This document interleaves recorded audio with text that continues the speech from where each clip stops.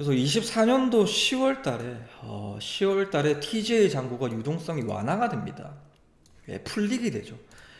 예, TGA 잔고가 뭐냐면 미국 재무부 잔고입니다. 예, 쉽게 얘기해서 미국 정부 내 재무부가 들고 있는 계좌 잔고입니다. 이게 연준의 계좌에 개설된. 그래서 2024년 10월 달에 TJ 잔고가 유동성이 완화가 됩니다.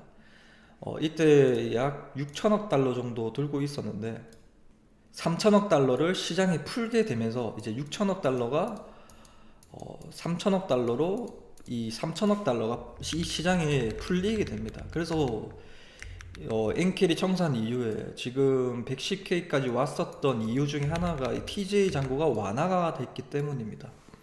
그렇고 두 번째로는 25년도 2월 달에 TJ 잔고가 3,420억 달러에서 4월 말까지 6천억 달러로 채운다라고 확정이 돼서 이제 더군다나 이제 4월 5월 달에 미국의 종합 세금이 내는 시기여서 이 실적 유동성 유출이 되었죠.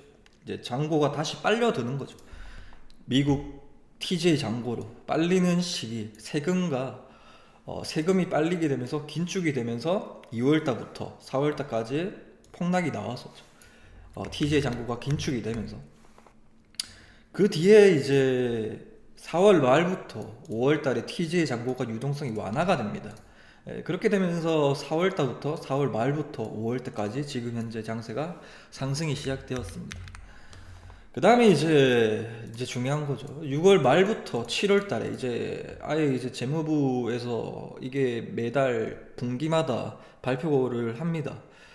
그래서 3분기 TJ 잔고에 대해서 확충에 대한 목표가 나왔는데 지금 현재 TJ 잔고가 6천억 달러입니다. 그래서 3분기 내에 8,500억 달러까지 확충 목표, 이게 이제 2,500억 달러. 이 시장이 2,500억 달러를 시장에 긴축을 할 예정입니다. 그래서 이 시기가 딱 때마침 이제 미국 관세 유예가 끝나는 시기고, 관세 유예가 풀리는 시기고, 미국 이제 부채 한도 협상이 있는 날입니다.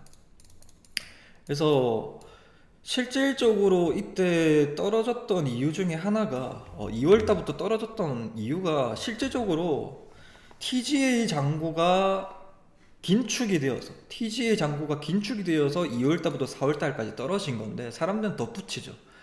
미국 관세 때문에 떨어졌다라고. 예. 그래서 지금 나중에 이게 또 떨어질 때도 솔직히 실질적이게 떨어진 이유가 TGA 잔고에 대한 긴축 때문에 떨어진 건데 나중에 되면 부채 한도에 대한 리스크, 관세에 대해서 협상 여부에 따라서 여부가, 저는 관세가 아예 1%, 10%까지 이런 식으로 정상적으로 돌아가지는 않을 거라 봅니다. 우러란다.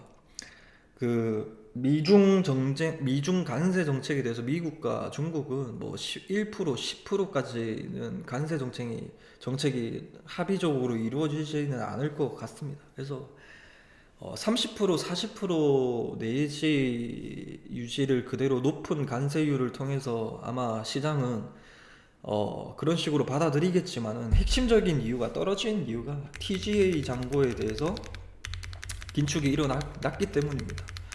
그래서 이러한 내용 때문에 좀 우리가 기회를 잡을 수 있는 장이 또 한 번 온다라고 볼 수가 있고, 그래서 저는 최대 일단은 일봉상으로 92K까지 레벨을 좀 보고 있습니다. 예, 거기까지 좀 하락할 거로 보고 있고, 그래서 이제 6월 말부터 이제 7월 달에 TGA 잔고를 지금 긴축을 할 예정이니까 이 시장의 유동성이 빨리게 됩니다. 그래서 또 한 번 좀 하락이 나올 겁니다. 그래서 TGA 잔고가 좀 뭐냐면 미국 정부의 지갑이라고 좀 생각하면 되는데, 이 계좌는 이제 미국 정부가 세금을 걷거나 국채를 발행해서 모은 돈을 예치하는 곳이거든요. 그래서 TGA 잔고는 미국 정부가 당장 쓸 수 있는 현금이 얼마나 남아 있는지를 보여주는 금액이기 때문에, 그래서 TGA 잔고가 늘어나면 미국 정부가 세금을 많이 걷거나 국채를 발행해서 돈을 모으면 TGA 잔고가 증가합니다. 그러면 시중은행에 있던 돈이 정부 계좌로 이동하면서 시장에 돌아다니는 돈이 유동성이 줄어들게 되겠죠. 예. 그래서 주식이나 부동산 같은 자산 시장의 돈이 덜 풀리니까 가격 하락이 가능성이 커진다. 그래서 TG의 잔고가 줄어들면 정부가 TG에서 돈을 꺼내 쓰면서 재정 지출로 시장의 돈을 풀 때 잔고가 줄어든다. 그 돈이 시중으로 풀리게 되면서 주식이나 부동산 같은 자산 시장에 돈이 이제 풀리니까 이제 자산 가격이 오를 가능성이 높습니다. 그 돈이 시중으로 흘러가면서. 그래서 TG의 잔고만 알아도 여러분들이 언제 좀 조심해야 될지에 대해서 다 나오는 겁니다. 그래서 저는 이제 여기서 뭐 조금 더 상승을 할 수가 있어요, 여러분들.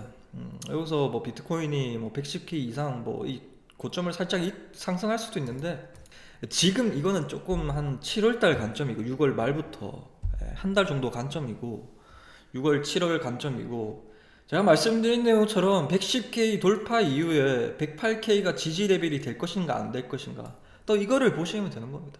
제 말대로 또 되고 있지 않습니까? 그죠? 예전에 103K를 뚫고 난 다음에, 얼만큼 강력하게 뚫고 난 다음에 103K를 강력하게 뚫으면 105K 정도 나오겠죠. 105K 정도 상승 이후에 103K까지 다시 내려올 건데, 이게 강력하게 지지 레벨이 될 것인가 라고 바라고 있는데, 지지 레벨이 103K가 되었습니다. 106K, 105K까지 상승 이후에 103K까지 하락하고, 그 다음에 108K가 강력한 저항 레벨이기 때문에 강력하게 뚫어줘야 된다고 했죠. 장대 양봉으로 뚫어주고 난 다음에 눌림이 형성되고 있습니다. 그래서 지금 가정에서는 뭐 지금 당장에 나쁜 장세가 이어졌다라고는 힘들어요. 아직은 이제 완화적인 게 아직 남아 있으니까. 제가 이제 4월 말부터 5월 달에 TJ 잔고 유동성이 완화가 된다라고 했잖아요. 지금 5월 달이잖아요. 5월 말이지만은. 그래서 6월 말부터 이제 TJ 잔고가 이제 6천억 달러에서 8,500억 달러로 확충이 되기 때문에 아직까지는 괜찮습니다. 뭐 당장 뭐 이렇게 폭락하고 그런 건 아니니까, 저는 이제 미리, 우리가 남들이 한호일 때 팔고 남들이 공포일 때 사라, 딱 지금이 그 얘기에 대해서 중심적인 내용이지 않을까 싶습니다. 남들이 한호일 때 고점에서 팔고 싶다, 지금부터 점점 고점에 팔아야 되는 시기이기 때문에 롱을 팔았습니다. 아주 맛있게 2억 원을 정도 빨고 나왔습니다, 여러분들. 올해 4월달부터 보면 2개월 가량 한 8억 원 정도 수익을 얻게 되었습니다. 이제 좀 오를 때마다, 이제 여러분들의 계획은 뭐 지금 알트 내려요 하시는데, 지금 오를 때 팔아야 된다라고 여러분들한테 미리 알려줘야 고점에 팔 수가 있을 거 아니에요. 그거를 월요일날에 알려드리는 거지 않습니까? 돈에 대해서 결국에는 비트코인이 오르려면 유동성 자금들이 많아지는 시기가 언제인지, 작아지는 시기가, 줄어드는 시기가 어디인지만 알면 우리가 조심해야, 전체적인 이 글로벌적인 시장에 대해서 그래서 앞으로에 대해서도 오를 겁니다, 여러분들. 걱정하지 말고. 근데 그거는 저는 이제 학종적으로 보진 않지만은, 학종적으로 보는 게 아닙니다. 근데 그런 확률에 대해서 접근을 해보자면 약 70%, 80%가 이제 7월달 이후부터는 이제 점점 연말 가면 갈수록 조금 더 크게 더 상승할 여력이 좀 남지 않았나라고 생각을 합니다. 그런 가정 속에서 이제 7월달, 8월달에 그런 가정성에서 미국이 금리 인하를 해버리면 재정적인 이제 완화가 되기 때문에 이제 민간 기업들에 대한 대출, 그리고 스테이블 코인에 대해서 유동성 자금들이 들어오면서 미국 국채에 대한 수요가 완화가 되기 때문에, 그리고 우리가 지금 힌트를 알고 있죠. 미국의 물가가 좀 잡혀야 우리가 금리 인하를 할 것인데, 그 미국의 물가가 잡힐 건지 안 잡힐 건지 지금 모든 전문가들이 지금 우려를 하고 있죠. 미국 트럼프 관세 때문에 물가가 오를 것이다, 내릴 것이다 라고 여러 전문가들이 얘기를 하고 있지만은, 지금 현재 미국 물가는 2%대로 잡혀 있습니다. 잡혀 있어요. 그렇기 때문에 우리는 지금 어떠한 형태로 우리가 이미 답지를 다 꺼내놓고 매매를 하고 있는 사람입니다, 저는. 아시겠어요?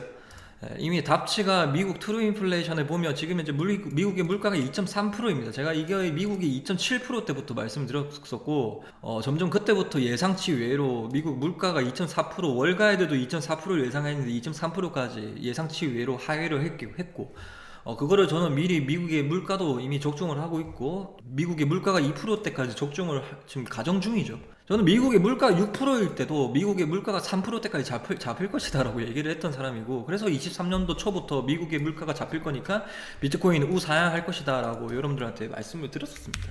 여러분들은 그때 없었겠지만은 구독자 그때가 한 1,500명밖에 안 됐으니까 10배가 늘어났기 때문에 10배 사람들은 다 모르겠죠. 그래서 진짜 92K까지 92K까지 이렇게 92K까지 보는 것도 이 7월달 부채 한도 협상에 대해서 그리고 유동성 긴축에 대해서 봐야 되죠.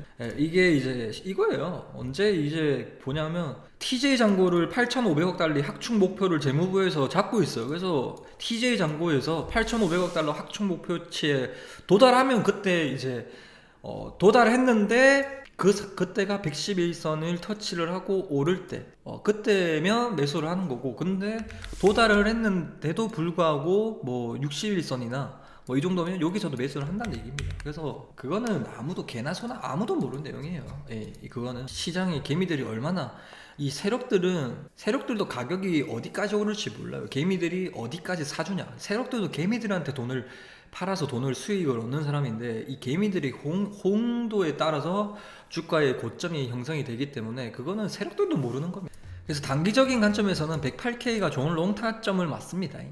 좋은 롱타점을 맞고, 일봉상으로 이제 108K가 107K 후반부에서 108K가 일봉상으로 밑으로 마감이 될 경우에, 혹은 4시간봉이나 일봉상으로 107K나 108K가 마감이 될 경우에는 좀 조심해야 되는 구간이지만은 지금은 타점 잡는 자리가 맞습니다. 예. 그래서 지금 현재 지지 여부를 보고 브리핑을 하면서 이제 110K, 111K 숏 진입한 거 올익절합니다. 이런 식으로 익절자 1번을 올립니다. 그러면 이제 이런 식으로 공시가 올라가게 됩니다. 여기는 단톡방이거든요. 여기는 공지방이고 여기는 단톡방이고, 그래서 이런 식으로 팔게 됩니다. 이런 식으로 관점을 가지고 여기서 지지를 딱 받았잖아요. 이틀 동안. 오늘 아침 9시대에서도 마감을 위해서 108K에서 마감을 해줬고, 그죠? 그래서 옐런이 의도적으로 이제 지수를 올리고 있다. 이때도 2년 전에서도 이 아까 옐런이 단기 국채를 끌어올리고, 이때 이제 금리 인상 시기임에도 불구하고 비트코인이 28,000불일 때도 28,000불일 때 이때 말씀드렸어요. 이때 이제 옐런 재무장관이 이제 본격적으로 금리 인상에 대해서 하고 있지만은 미국 옐런 재무장관이 단기채로 사람들을 끌어모아가서 이제 뭐냐면 원래 장기채가 수익률이 높잖아요. 장기 이자율이 높잖아요. 원래는 단기 이자율은 낮고.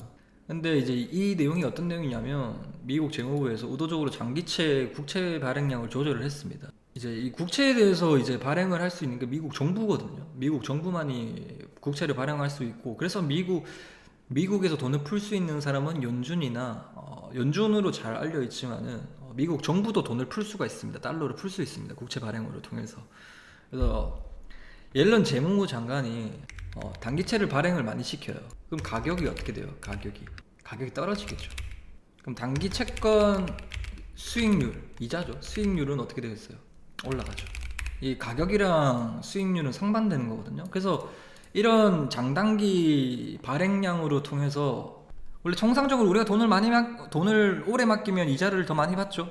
근데 이런 것 때문에 단기 수익률 올라갔습니다. 이런 발행량을 통해서. 그럼 이런 형상이 무슨 형상이냐면 장단기 금리 역전차입니다. 어떤 현상이 생겼냐면, 이미 저는 이제 이때부터 얘기 드렸어요. 23년도 3월 31일 날에 얘기 드렸지만은 이미 이전부터 얘기 드렸어요. 이전부터 비트코인이 최저점이다 라고 했던 근거 중에 또 하나거든요. 저는 이제 부모님 집을 팔 건데, 하나의 근거, 이 비트코인이 일봉상으로 역별이 완성이 되어서, 혹은 비트코인이 11월 10일부터 1년 정도 하락이 시작이 되고 1년이 지나면 하락이 끝난다. 그 다음에 90일을 행보를 다지고 본격적으로 2월 21일 날에 비트코인이 오를 것이다. 그래서 2월 21일 이전으로 주어라. 그래서 2022년도 11월 11일부터 2022년도 12월 11일 사이에 비트코인을 주어라고 했죠. 완전 그냥 이런 근거 금방 말한 것도 2개가 되잖아요. 근데 근거가 5개 정도 있는데 그 중에 근거를 하나 얘기해 드리자면, 금방 이런 사건이 터지잖아요. 이런 식으로 단기채 이자율이 올라갔다 했잖아요. 우리가 돈을 맡기면, 우리가 짧게 돈을 맡기면 이자율이 원래 작아야 되는데 이자율이 높죠. 그러면 단기 채권이 수익률이 오르잖아요. 그럼 사람들이 사요, 안 사요? 장기적으로 돈을 맡기겠어요? 단기적으로 돈을 맡기겠어요? 단기로 사람들을 많이 맡기겠죠. 그 단기 채권에 대한 수요가 올라가겠죠. 그러면 단기 수익률이 오른다는 얘기는 어떤 얘기입니까? 22년도 말부터, 정확하게 말하면 22년도 11월 9일 날에 단기채 수익률이 장기채보다 높아집니다. 이날이죠. 자, 이 캔들이 이제 단기채입니다. 이 선이 장기채거든요. 원래 통상적으로는 봐라, 장기채가 더 위에 있죠. 캔들보다, 단기채보다. 원래 통상적으로, 그죠? 통상적으로 역사상 쭉 그래왔어. 이건 말이 안 되는, 여러분들 이거는 초등학생도 아는 내용입니다. 근데 지금 역전이 됐죠. 역전이 나 있었죠. 그래서 이게 발생이 되면 2022년도 11월 9일 날에 장단기 금리 역전차가 납니다. 그러면 시장은 어떠한 반응으로 느끼냐면, 물론 그때 이후부터 금리 인상을 시작을 했지만은 23년도에 금리 인하를 할 거야 라는 시장의 선반영이 이루어지게 됩니다. 왜냐? 단기채가 오르기 때문에. 어차피 경기 침체가 오기 때문에 금리는 지금의 금리보다 낮아지기 때문에 단기채로 사람들이 몰렸구나라고 착시 효과를 옐런 재무장관이 이런 장기 국채와 단기 국채를 발행량을 조절해서 시장에 착시 현상을 일으켰다. 그러면 2022년도 11월 9일 날이 장단기 금리 역전차가 딱 났던 날이라고 했죠. 11월 9일. 어때부터? 보이죠? 원래 이게 선이, 보라색 선이 장기채입니다. 근데 딱 그때부터 역전이 딱 나와있죠. 그죠? 11월 9일 날은 어떤 날이냐? 여러분들이 다 아신 날입니다. 어떠한 날이 생겼냐면 2022년도 11월 9일로 여러분들을 타임머신을 타고 돌아가도록 하겠습니다. 비트코인 엄청난 폭락장 옵니다. 그 답진 나스닥에 있다. 올 현금화 하세요. 9월달에 얘기 드렸어요. 바닥이 아니다라고 얘기를 했습니다. 이때 다 행보를 칠 때, 이때 행보 칠 때 있잖아. 이때 행보 칠 때 여기 바닥 위에서, 이때 다 바닥이라고 했어요. 그때 이제 저는 이제 현금화 해라. 바닥 아니다. 11월 달에 바닥이 나온다. 그리고 현재 도지코인에 주목하라. 지금 현재 우리가 모르는 2022년도 10월 9일 날에 우리가 모르는 엄청난 악재가 있다. 우리가 모르는 큰 악재가 있다. 한 달 뒤에 어떤 일이 생기냐면 엄청난 큰 악재가 있다. 11월 9일 날에 FTX 사태가 발생이 시작해야 됩니다. 세계 3위 가상화폐 거래소 FTX가 일주일 만에 몰락했습니다. 회사 빚만 최대 66조 원에 이르는 이번 파산 신청에 가상화폐들도 폭락하면서 시장 전체가 흔들릴 수 있다는 우려가 나오고 있습니다.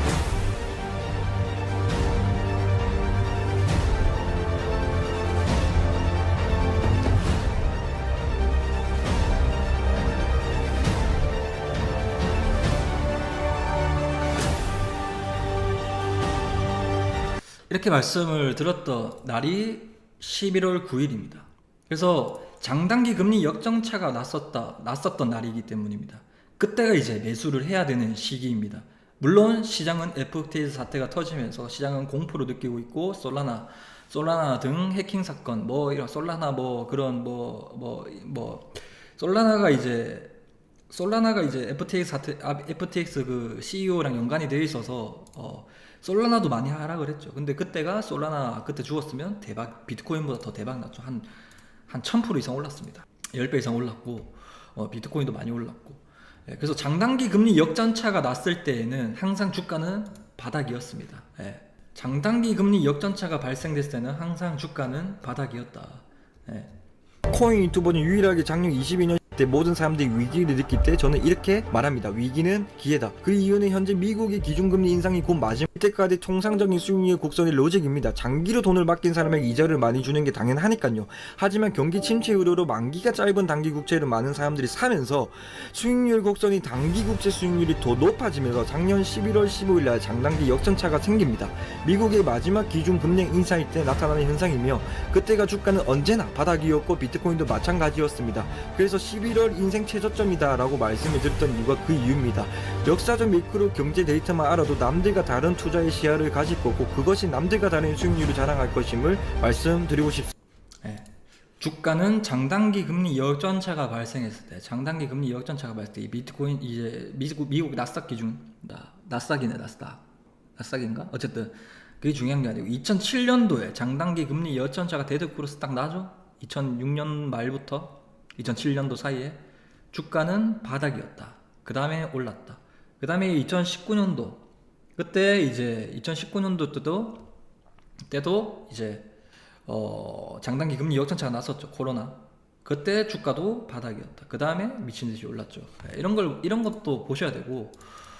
그래서 11월 9일 날 FTX 사태가 터졌을 때 장단기 금리 역전차가 났습니다. 10년물 국채 수익률과 3개월 단기 국채 수익률이 역전이 차가 납니다. 이런 내용들을 여러분들 알고 있으면 공포에 매수해 좀 줄 수가 있다. 그 앞으로에 대한 방향성은 다음 거시경제 영상으로 만나뵙도록 하겠습니다. 오케이? 여기까지.